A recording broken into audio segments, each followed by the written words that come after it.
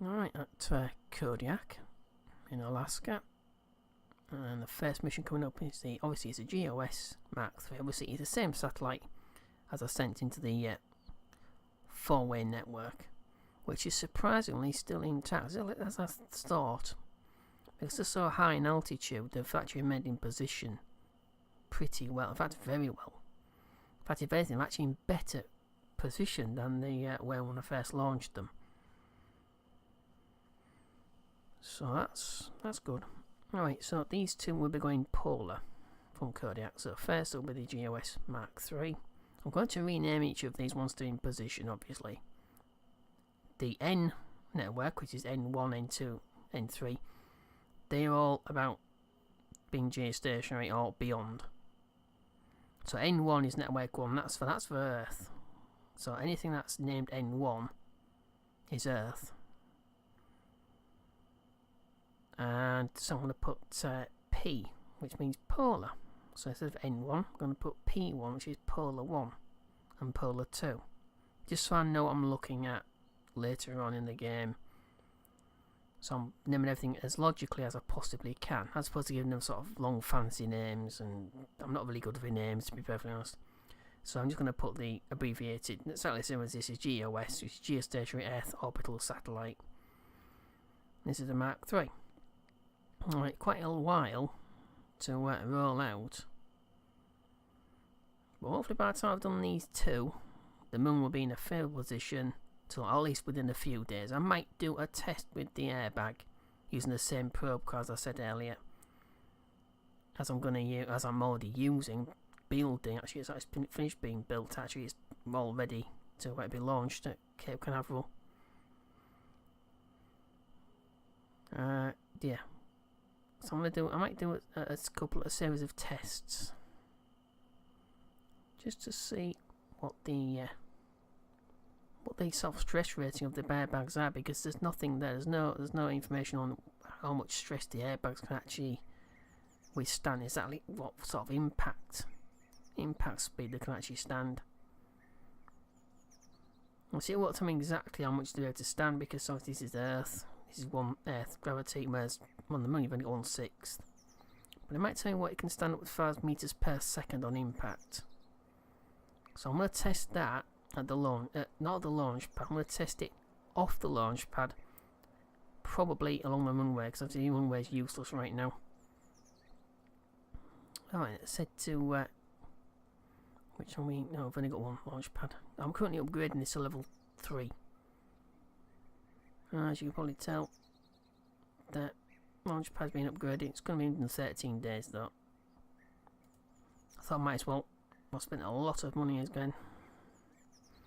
Back down to 1.7 million. Just under just slightly under 1 3/4 million. Alright, set to the launch pad. Alright, so here we go. So it's the first of 2 launches, and straight away, as soon as it's in position, I'll come back to Kodiak right here. Roll out the next mission, and then launch the second ComSat polar. Alright, so here we go. 3, 2, 1.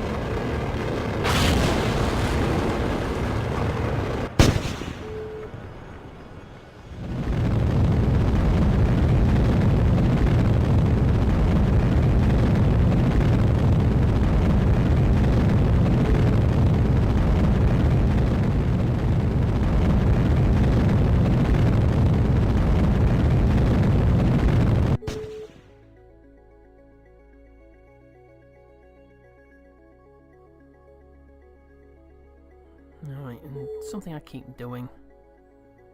I keep going too shallow.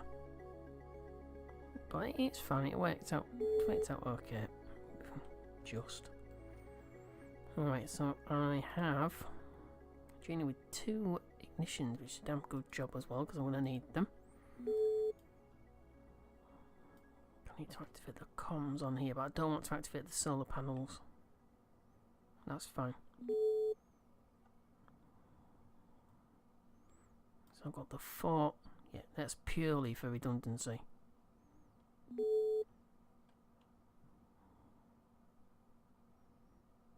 So we've got 20 minutes. So I'll let this. I'll let the second core stage, or the overall third stage actually, to include the boosters.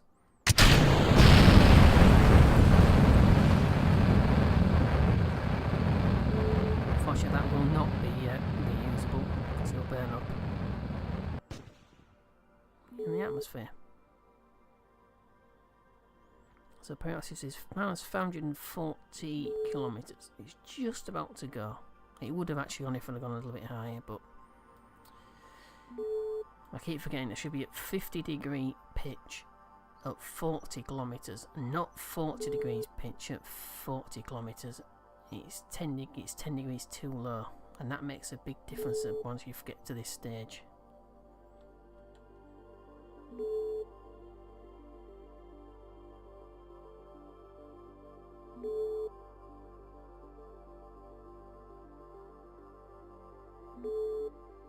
Okay, just like the last set of missions I completed, I'm going to do this automatic. So I plug this all in. I'll delay it. I'll go about 30-40 seconds before the node itself. So right, I'm going to get into position 2 minutes and 26 seconds before.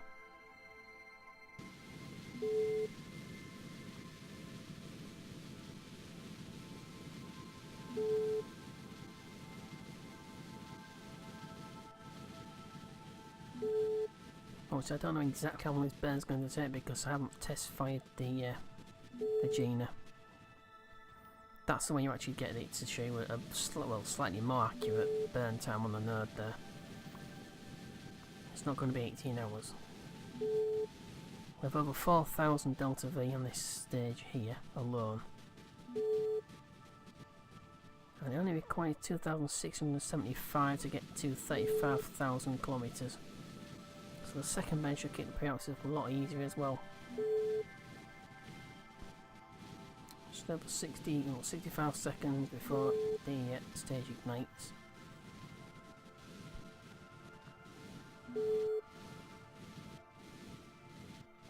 And I haven't got it to the node, have I? Alright, I better intervene.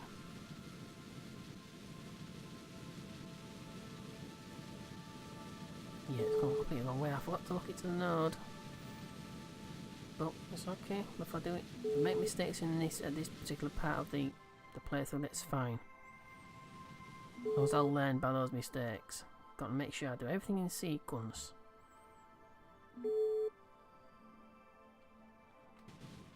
Give it a hand. 27 seconds, just like before. The first time I did this in the previous mission, I almost made a massive disaster. I may need to cancel this.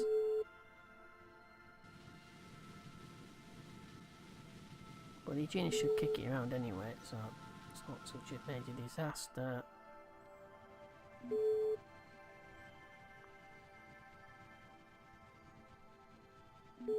No. That's fine, the genie will catch it.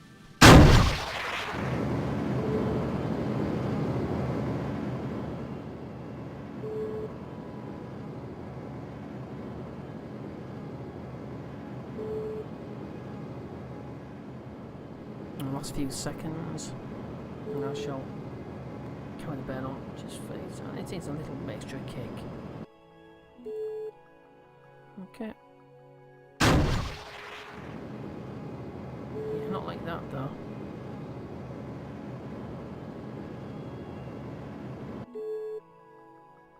Yeah, it's the only thing when you're doing it manually.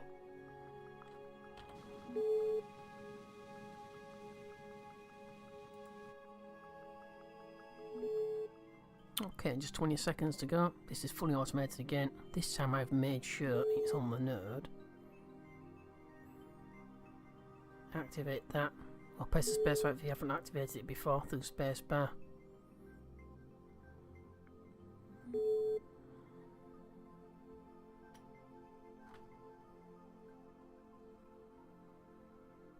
Alright, 3 seconds.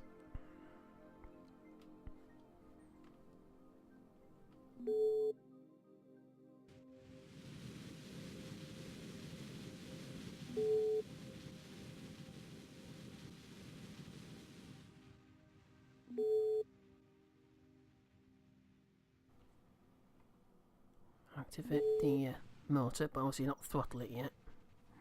It's not too far from the node, so it's not too bad.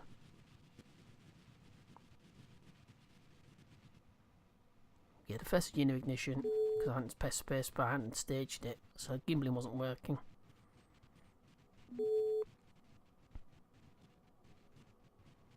It should be on the node, but it keeps messing around doing this all the time as well. Whereas it doesn't seem to want to follow the node precisely.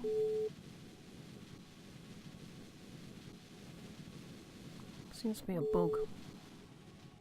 What are you talking about? No ignitions remaining.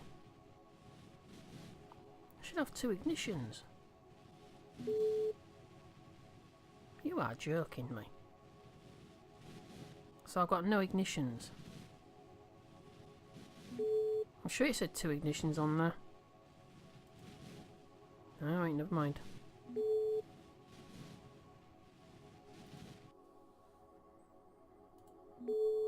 Better do this manually then. I'm sure it said 2 ignitions. Never mind. Alright, stage.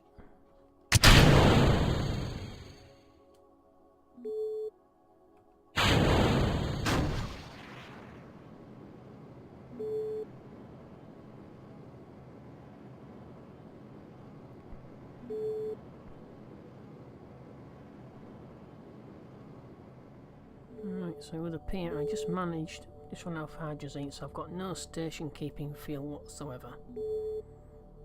But there's something very strange going on when it comes to remote tech and multiple ignitions. For some reason it's not recognising multiple ignitions. I've heard this problem before, I haven't quite confirmed it's happened just now. But if you rely on remote tech from a GitHub report that I was reading quite a while ago, every so often you get remote tech and it will steal all the remaining ignitions from you, only give you 1 ignition.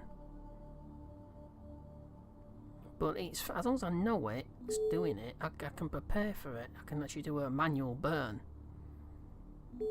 Because obviously they're just booster motors, then it's not like you can have limited ignition. You can't have limited ignitions on probes, things like that, because that would mean you need ullage. Ullage isn't too bad if you need it, but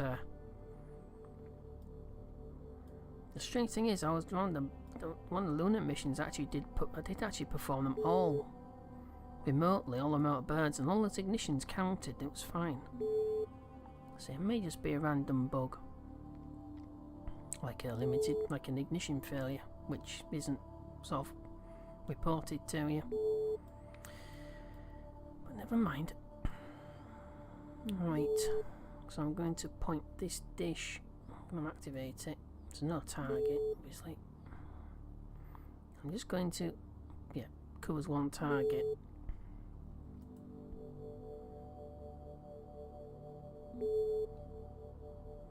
I'm okay for electric charge at least. That's something. Alright, so I'm going to have to point. I'm going to point this at 1 and 4. Which one? 1 and 3, which should be the opposite side of each other.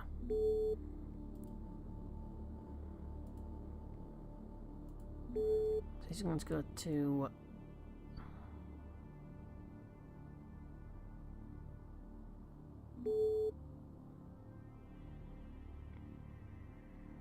GEOS. Can I actually find that? I'll find all the launch sites. Is this not recognising? Oh my word. I mean, this isn't recognising the... No. It's not recognising relays. So remote tech is not recognising relays in this. Well, that's weird.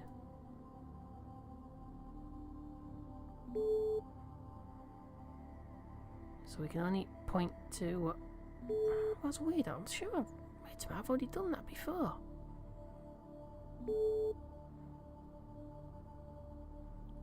So when they're marked as relays in the map view, when they're in that category, they're not recognised by remote tech. So good grief, you're joking. Let's again the active. Let's put both dishes on the active target. That way, we get, well, not twice the range, but we do get several times the range actually. If it counts them separately, as it should do.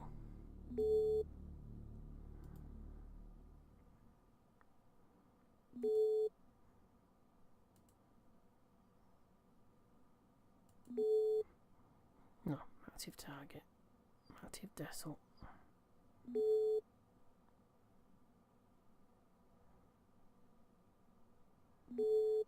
So not in range, not in range. Obviously, because we're sending the signal dead as in out from here isn't going to be anything like as capable as a dish on Earth. Not the same size, and you can't have a solar array. You can't have a solar powered communications array. Well, several times the 75 million meters, 75,000 kilometers. We'll have more than that. Alright, but this isn't going to last. Well, it'll last quite a long time. It's at 36,689 kilometers, almost 36,690 kilometers. By 35,647. Right, it's 1 day 15 minutes. It's just over 24 hours.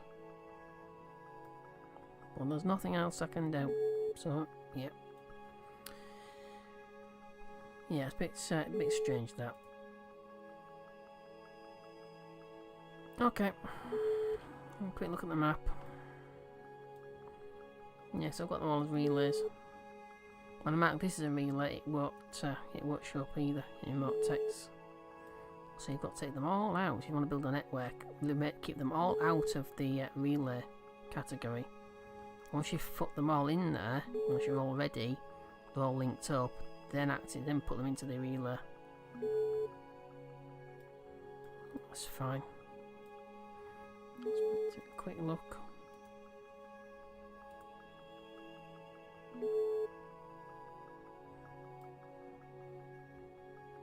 Yeah, so this one here. Yeah, that's one of the relays. It's pointing at the active vessel, exactly as it should do. Once you've got a dish pointing at the active vessel, it should be fine. It should cover it. Should do. But you can see the way it's holding station.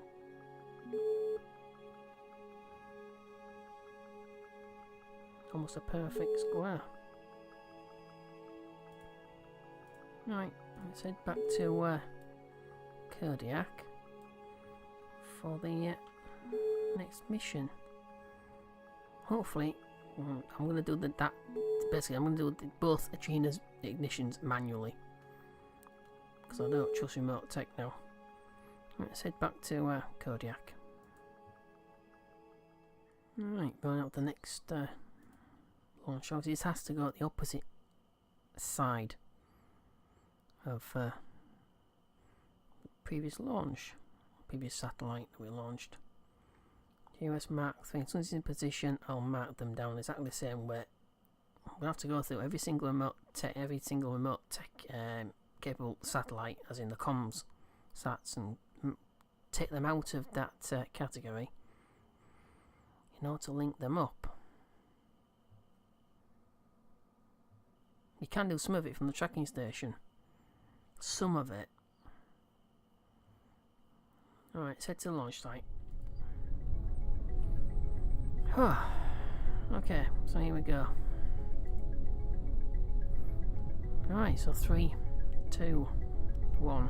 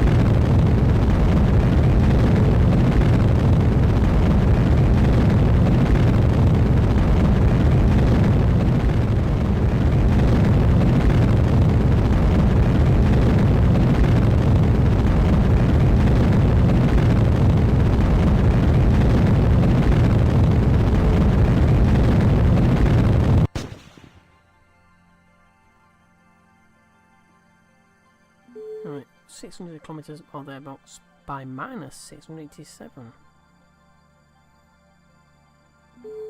Alright. Pull these down. Let this stage go lights off.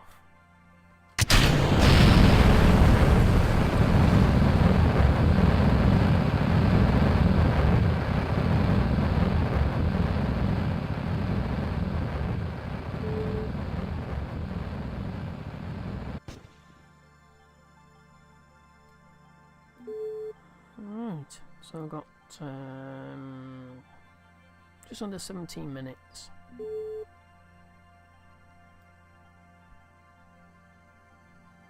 I won't plot it this time, I'll just do it by, do it manually. So basically Motortech can't be trusted with multiple ignition engines, so the only thing you can use is linear thrusters.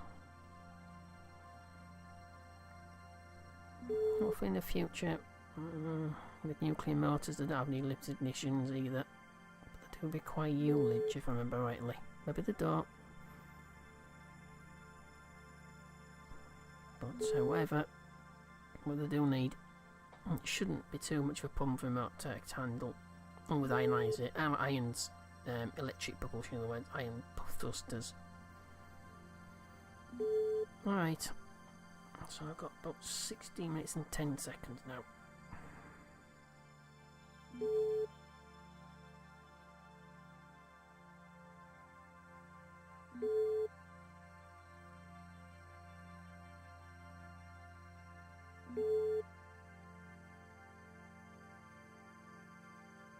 Alright, so ignition.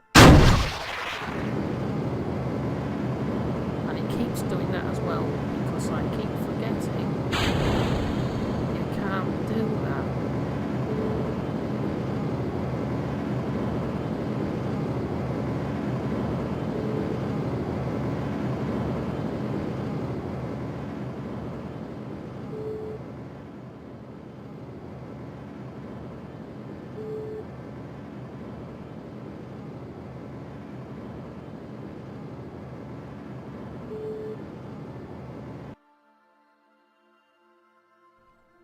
Okay, I'm going to hold it about there, 34,500 kilometres. Because before it pushed about 2,000 kilometres when I was pushing the periapsis up, so I'll leave it where it is for now. Okay, so I'm going to go into the apoapsis, which is 5 hours 5 minutes away. Okay, ignition. And that staging is still moving slightly off as well. That could be problematic if you want to use it for a tiny little sort of 3 or 4 5-second burst. That could be a problem as well.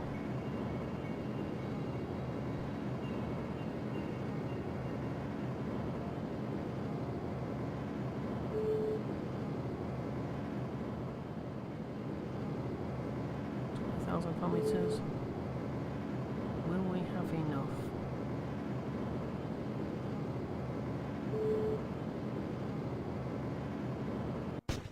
Oof, crikey. That was good. Okay, shut down. 20 hours 43 minutes. We can still make that up with the RSS. Oh, typical. There's the first one, there's the second one. But we are far enough out from each other. So I'm going to leave this where it is so it overtakes the other one. Or undertakes it basically, because that's basically what you're doing. You're undertaking it because you're going faster, so you have to be within it. Overtake will be going outside. Which auto mechanics is practically impossible. So I'll leave it as it is for now. So I'll leave it as it is full stop. It's about an hour and a half faster going round. So that should give us a little bit sort of overlap I should say. Okay, throttle is down.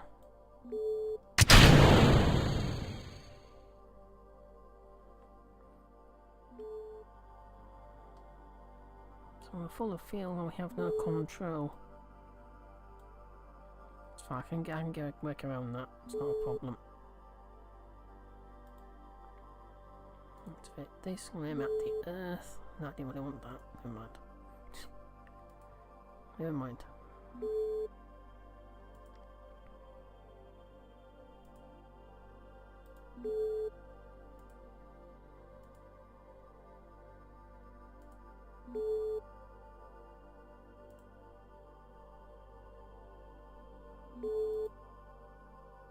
Activate. Dangit Earth. I'll point these two at the same one as before. Let's get rid of that. Point out the active vessel. And point this one at active vessel as well. So I've got two dishes pointing at whichever one is active. That's the best way of doing it.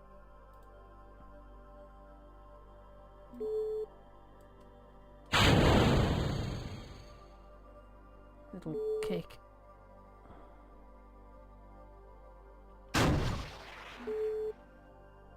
That's fine. If I need to move, when I need to move it, I should be okay now. I'll bother shutting down the car because it's no point unless you actually act it with the active vessel loaded in.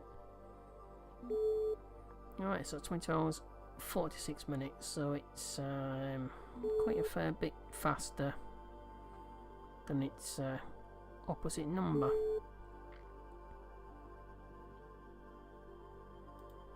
This is the command, I believe. This is the command on the top one, is the command.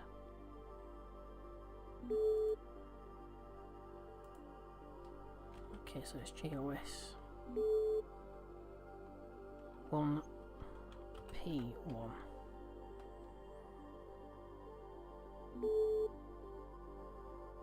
Point to relay. GEOS 1 P1, so that's polar 1. So that's GEOS 1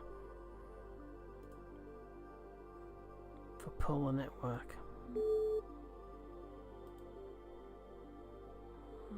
Enable station keeping. No, we can't. Never mind, the other one's got station keeping anyway, so it's pretty much in free fall. Still take a long time to come down. Okay, I want to go across the other one.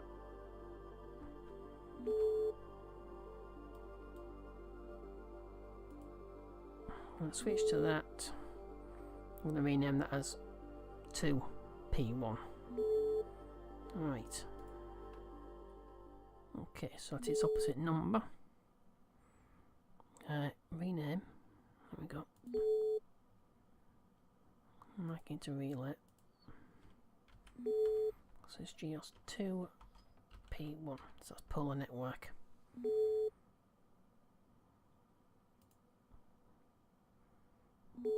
Let's check them.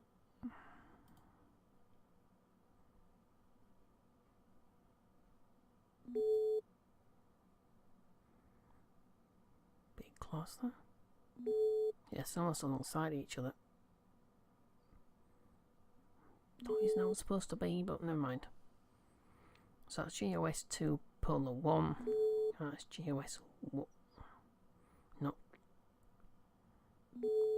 Because I'm acting as relays. Let's get rid of the probes. There we go.